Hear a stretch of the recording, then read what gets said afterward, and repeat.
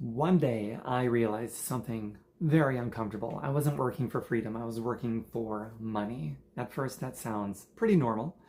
Most people work for money, that's how the world works. But the more I thought about it, the stranger it became. Money wasn't actually what I wanted, freedom was. Control over my own time, control over my own schedule, control over my own life. Money was simply the tool, yet I was treating the tool as if it were the goal. The realization forced me to change the question. So instead of asking how much money I could earn this year, I started asking how much freedom could I buy? And that led me toward assets. Assets began producing income. Income created options. Options created freedom. And eventually freedom became more valuable than money itself. Most people never make that shift. They spend decades optimizing income. I spent years doing it too.